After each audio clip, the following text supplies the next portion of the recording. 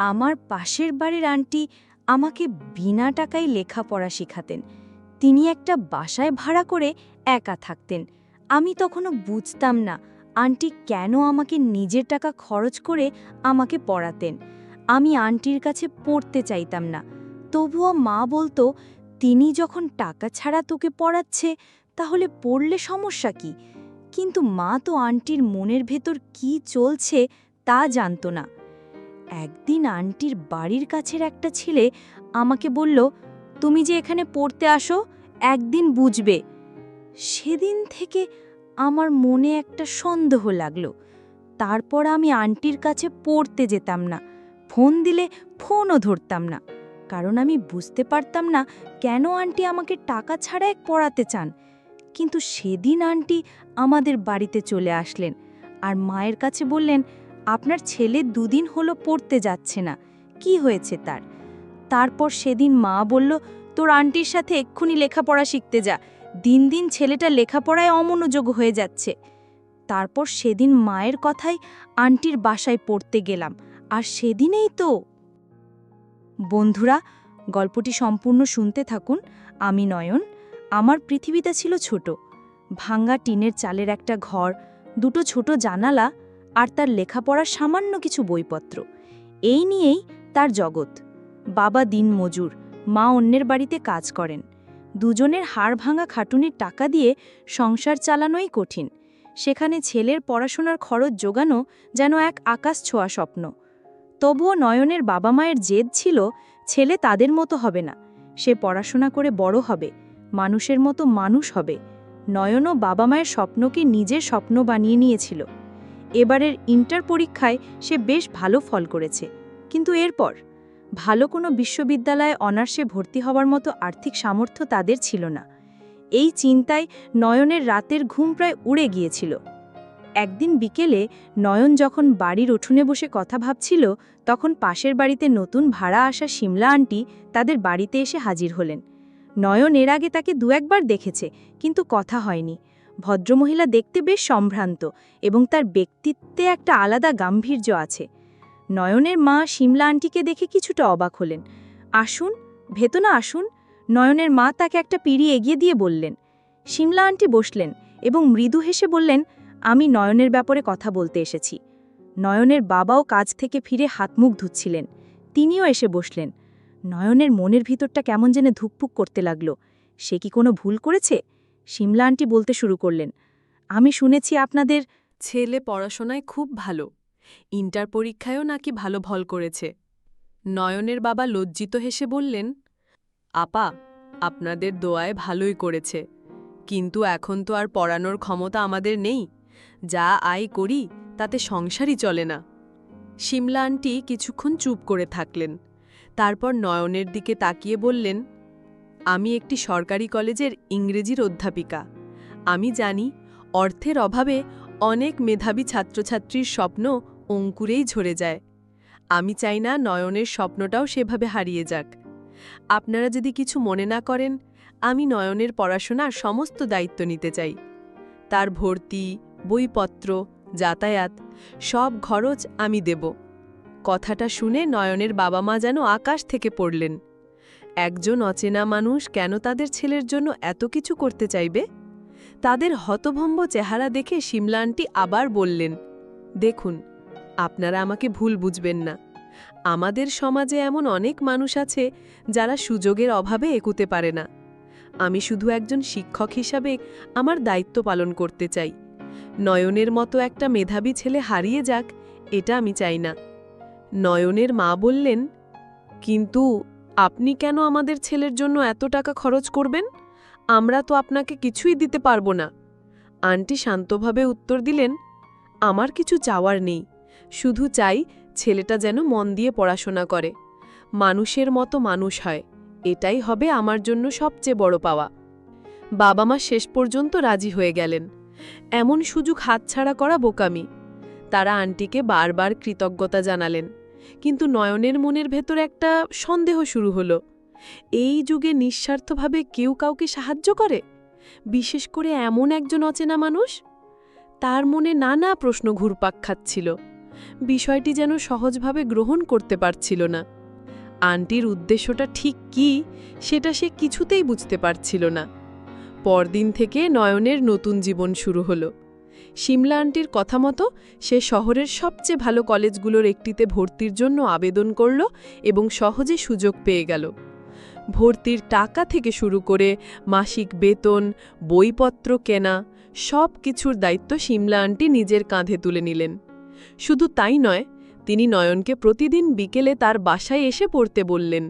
যেহেতু তিনি ইংরেজির অধ্যাপিকা, তাই নয়নের ইংরেজির ভিত্তিটা আরও মজবুত করে দিতে চাইলেন। নয়নের বাবা মা তো মহা খুশি।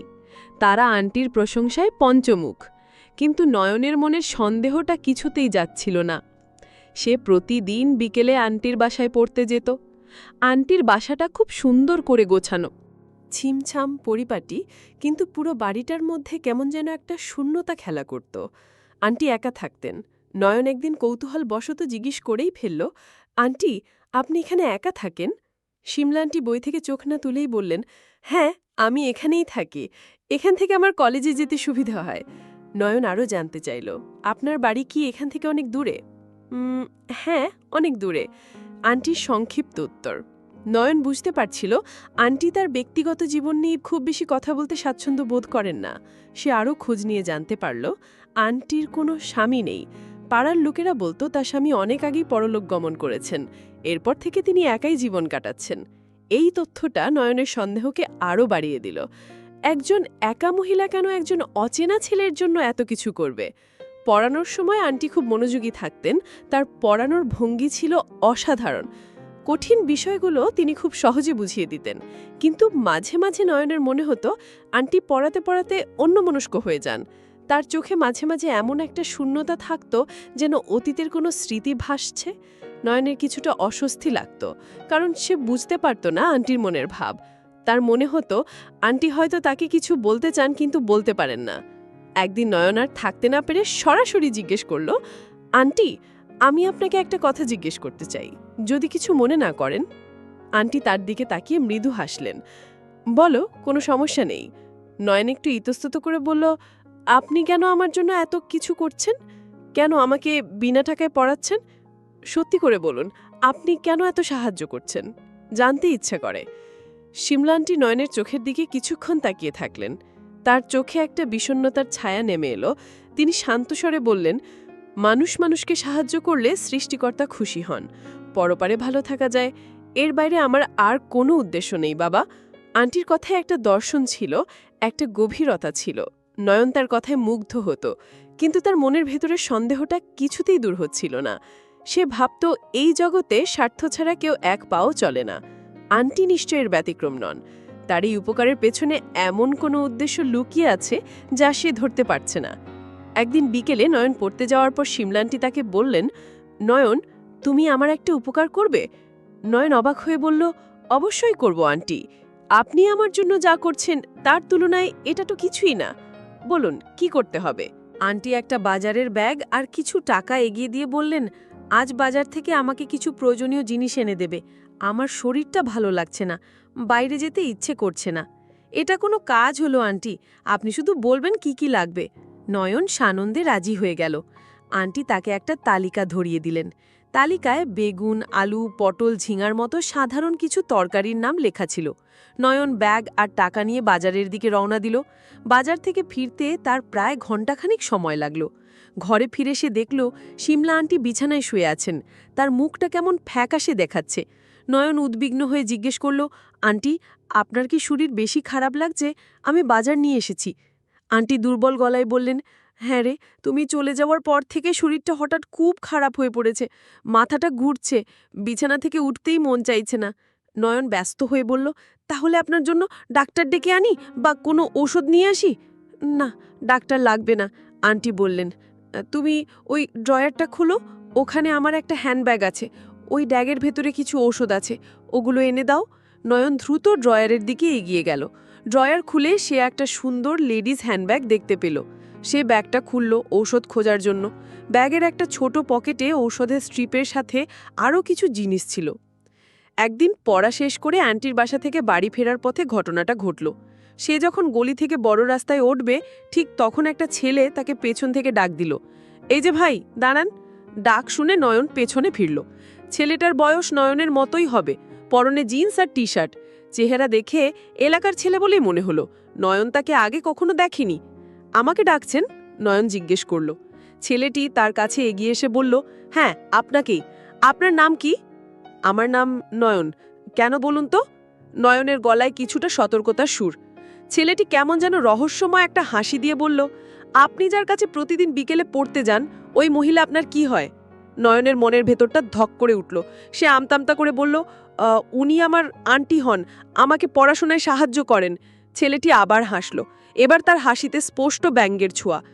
কিছুই হয় না, অথচ পড়াশোনায় সাহায্য করছেন, এত টাকা খরচ করছেন, ব্যাপারটা একটু অদ্ভুত না? নয়ন কি বলবে ভেবে পেল না। ছেলেটি তার মনের কথাগুলোই যেন বাইরে থেকে বলে দিচ্ছে।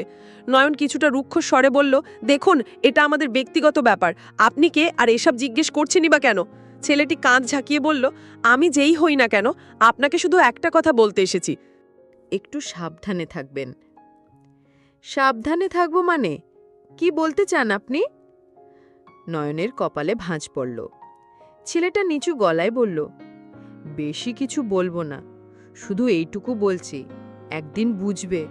ওই মহিলার কাছে পড়তে গেলে একদিন ঠিকই বুঝবে কেন তিনি তোমার জন্য এত কিছু করছেন। এই বলে ছেলেটা আর এক মুহূর্তও দাঁড়ালো না, দ্রুত হেঁটে গলির অন্ধকারে মিলিয়ে গেল। নয়নের মাথাটা ঘুরতে শুরু করল। একদিন বুঝবে, এই কথাটার মানে কি?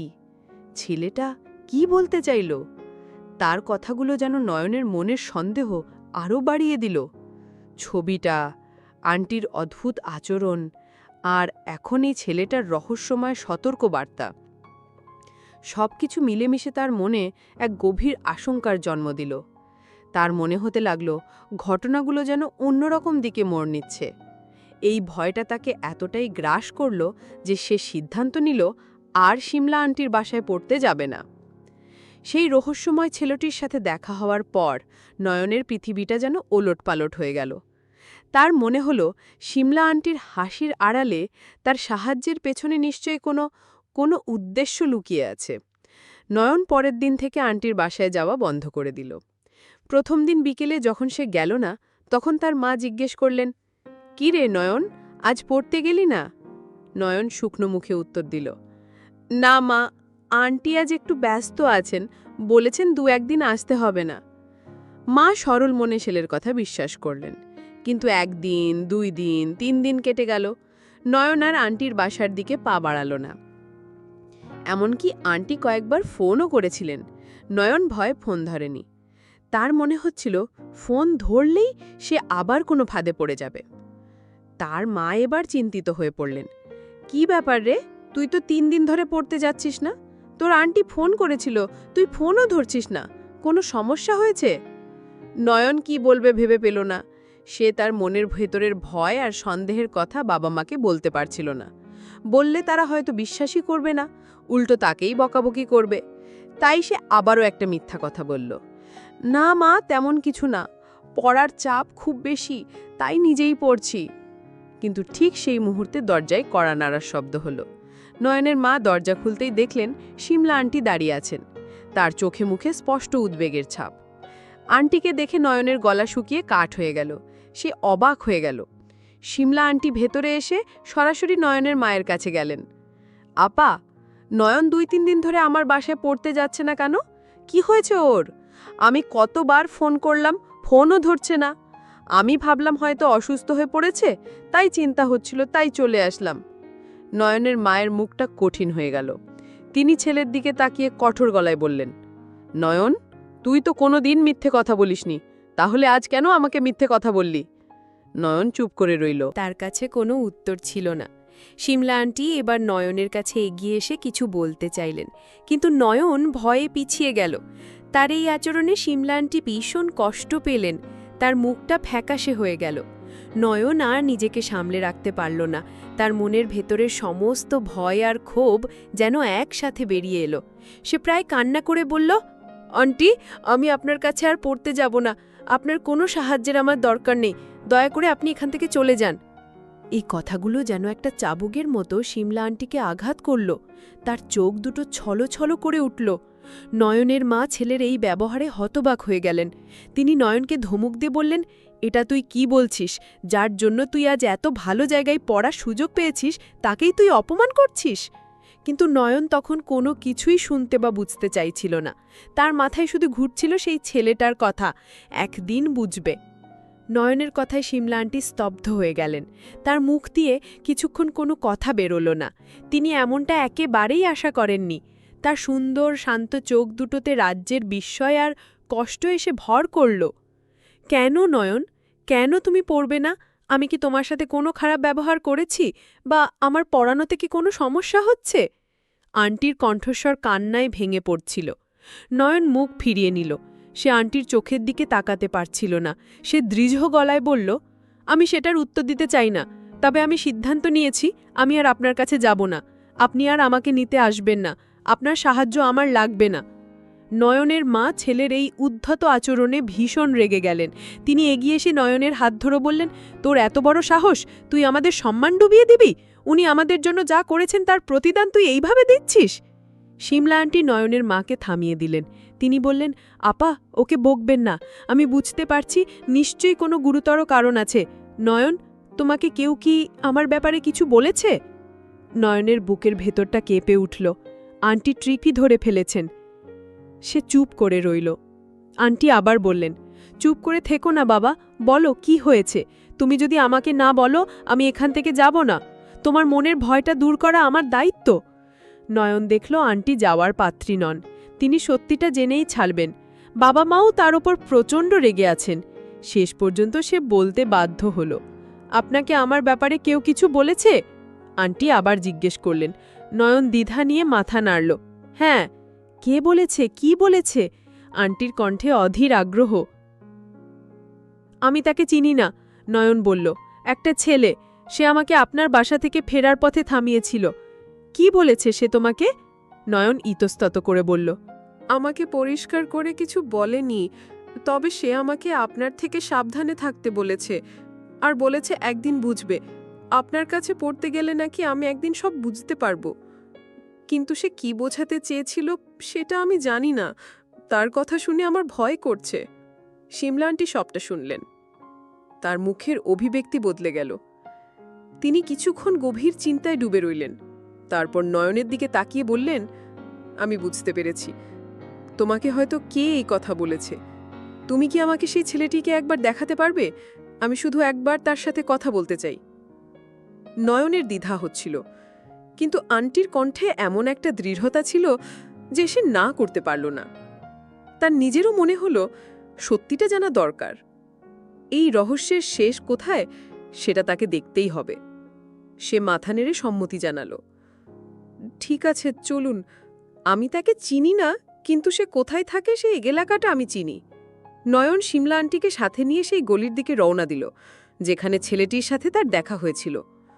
নয়নের মাও তাদের সাথে যেতে চাইলেন, কিন্তু আন্টি তাকে আশ্বস্ত করে বললেন যে কোনো সমস্যা হবে না, তারা দ্রুতই ফিরে আসবেন।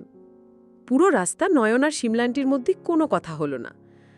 নয়নের মনে হচ্ছিল সে একটা নাটকের শেষ দৃশ্যের দিকে এগিয়ে যাচ্ছে। আজ হয়তো সব রহস্যের সমাধান হবে, অথবা সে নতুন কোনো বিপদে পড়বে। কিছুক্ষণ খোঁজাখুঁজির পর নয়ন ছেলেটিকে দেখতে পেল। সে একটা চায়ের দোকানে বন্ধুদের সাথে আড্ডা দিচ্ছিল।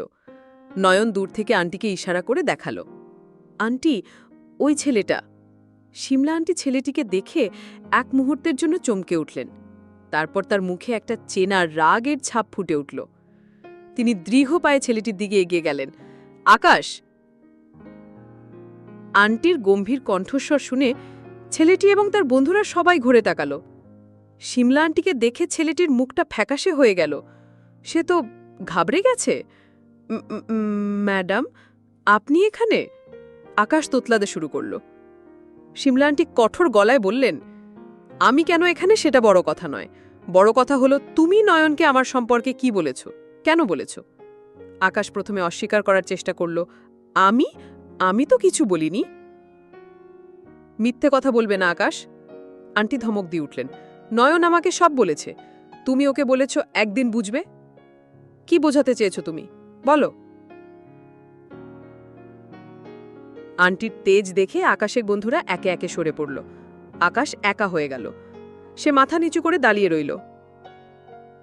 শিমলা আন্টি এবার নয়নের দিকে তাকিয়ে বললেন, নয়ন, তুমি যাকে নিয়ে এত ভয় পাচ্ছিলে সে হলো আকাশ। ও আমার কাছে ইংরেজি প্রাইভেট পড়ত, কিন্তু পড়াশোনায় তার একদম মন ছিল না। মাসের পর মাস আমি করেছি, কিন্তু সে বারবার পরীক্ষায় ফেল করত, বাড়ির কাজ করত না, পড়াও শিখত না। শেষ পর্যন্ত আমি ওর বাবাকে ডেকে বললাম যে ওকে পড়িয়ে আমার সময় নষ্ট করার কোনো মানে হয় না, তাই আমি ওকে আমার কাছে পড়তে আসতে বারণ করে দিয়েছিলাম। সেই হিংসা থেকেই হয়তো ও তোমাকে আমার ব্যাপারে এসব মনগড়া কথা বলে ভয় দেখিয়েছে, যাতে তুমিও আমার কাছে পড়া ছেড়ে দাও। ঘটনাটা শুনে নয়ন অবাক হয়ে গেল। তাহলে পুরো ব্যাপারটা শুধু এক ছাত্রের ব্যক্তিগত আক্রোশ? সে আকাশের দিকে তাকালো। আকাশ লজ্জিত মুখে দাঁড়িয়ে আছে, কিন্তু নয়নের মনের সব প্রশ্নের উত্তর সে পেল না। আকাশের বিষয়টা না হয় মিটল, কিন্তু তার মূল সন্দেহটা তো অন্য জায়গায়। সেই ছবিটা, আন্টির একাকিত্ব, তার প্রতি শিমলা আন্টিকে বলল, আন্টি, আমি ওর কথা না হয় বিশ্বাস করলাম, কিন্তু আমার আরও একটা প্রশ্ন আছে। আপনি যদি সত্যি করে উত্তর দেন তাহলে হয়তো আমার মনের সব দ্বিধা দূর হয়ে যাবে। শিমলা আন্টি তার দিকে তাকিয়ে বললেন, বলো, কি প্রশ্ন তোমার? নয়ন গভীর নিঃশ্বাস নিয়ে বলল, সত্যি করে বলুন আন্টি, আপনি কেন আমাকে সাহায্য করছেন? কেন বিনা টাকায় পড়াচ্ছেন? আপনার আসল উদ্দেশ্যটা কি? আমি আপনার ড্রয়ারে একটা ছবি দেখেছিলাম। এই কথাটা বলার সাথে সাথেই শিমলা আন্টির হাসিখুশি ভাবটা মিলিয়ে গেল। তার চোখ দুটো আবার সেই পুরনো বিষণ্ণটায় ছেয়ে গেল। তিনি একটা দীর্ঘশ্বাস ফেলে বললেন, চলো, আমার বাসায় চলো, আজ তোমাকে আমি সব সত্যি কথা বলবো। নয়ন আর শিমলা আন্টি যখন তার বাসায় ফিরল, তখন সন্ধ্যা নেমে এসেছে। ঘরের ভেতরটা কেমন যেন আরও বেশি নিঃসঙ্গ আর ভারী মনে হচ্ছিল। শিমলা আন্টি নয়নকে বসতে বলে ভেতরে গেলেন এবং কিছুক্ষণ পর সেই ছবিটি হাতে নিয়ে ফিরে এলেন। তিনি ছবিটি নয়নের হাতে দিয়ে সোফায় বসলেন। তার চোখ ছলছল করছিল। ধরা গলায় তিনি বলতে শুরু করলেন, তুমি জানতে চেয়েছিলে আমার আসল উদ্দেশ্য কি, তাই না? আজ আমি তোমাকে সব বলবো। আমার কোনো খারাপ উদ্দেশ্য ছিল না বাবা, ছিল শুধু একজন অসহায় মায়ের হাহাকার। তিনি ছবির দিকে তাকিয়ে বললেন, ছবিতে যাকে দেখছ সে আমার স্বামী, আর এই ছোট ছেলেটা, ও আমার একমাত্র সন্তান, আমার অপু। এই কথা বলেই তিনি কান্নায় ভেঙে পড়লেন। নয়ন হতভম্ব হয়ে বসে রইল। সে বুঝতে পারছিল সে এমন কিছু শুনতে চলেছে যা তার জীবনকে বদলে দেবে। কান্না থামিয়ে শিমলা আন্টি আবার বলতে লাগলেন, আমার স্বামী প্রায় 10 বছর আগে একটা দুর্ঘটনায় আমাদের ছেড়ে চলে যান। তারপর থেকে আমার পৃথিবীটা ছিল শুধু অপুকে ঘিরে। ও ছিল আমার সব। পড়াশোনায় খুব ভালো ছিল, ঠিক তোমার মতো। ওরও স্বপ্ন ছিল বড় হয়ে একজন ইঞ্জিনিয়ার হবে। আমি আমার সমস্ত স্বপ্ন ওর মধ্যেই দেখতাম। তিনি চোখ মুছে বললেন, কিন্তু ভাগ্য আমার সহায় ছিল আজ না। থেকে 5 বছর আগে আমি যখন ক্লাস 10-এ পড়ে, তখন স্কুল থেকে ফেরার পথে একটা দুর্ঘটনায় সে আমাদের ছেড়ে চলে যায়। আমি আমার সবকিছু হারিয়ে ফেলি নয়ন।